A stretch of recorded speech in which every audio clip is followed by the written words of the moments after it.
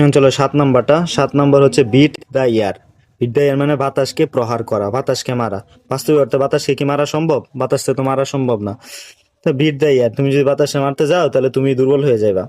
তাহলে তো বাতাসে এটা জাস্ট পরিশ্রম করা, বৃথা একটা পরিশ্রম করা। এই যে বিট দ্য ইয়ার মানে বৃথা পরিশ্রম করা। And তারপর 8 নাম্বারে আসো। 8 নাম্বার হচ্ছে দেওয়া আছে ব্ল্যাক শিপ। শিপ অর্থ হচ্ছে ভেড়া, আর শিপ অর্থ হচ্ছে জাহাজ। SHIP হইলে এটা হচ্ছে জাহাজ। ব্ল্যাক শিপ মানে হচ্ছে কালো ভেড়া। ভেড়া কি কালো হয়? ভেড়া তো কালো হয় না, ভেড়া তো সাদা রঙের হয়। এটা হচ্ছে একটা বিপরীত, একটা বাজে জিনিস, হতার মধ্যে একটা বাজে জিনিস এরকম একটা বোঝাইতেছে। এটা হচ্ছে কুলাঙ্গার। কুলাঙ্গার ওটা তোমাদের কাছে একটা মানে অপরিচিত ওয়ার্ডের মতো লাগতে পারে। তারপর তোমরা হচ্ছে যে দুষ্ট লোক আর কি যেটাকে বলে, এটা মনে রাখতে হবে। ব্ল্যাক শিপ মানে হচ্ছে দুষ্ট লোক। তারপর আসো 9 নাম্বার হচ্ছে অ্যাকলিস হিল বা এসিলেস হিল বলা হয়, মানে বলে অনেকে। আমি আমার টিচারে আর এটাও পড়েছে অনেক এক টিচার, এটাও পড়েছে এক টিচার।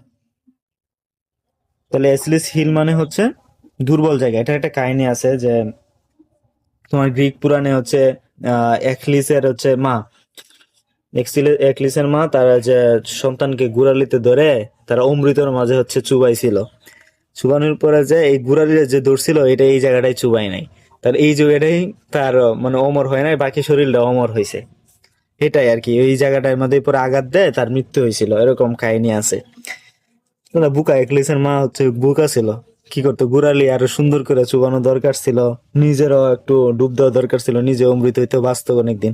আমি সুযোগ পেলে তো হচ্ছে যে তোমরা নিয়েই ডুব দেবো।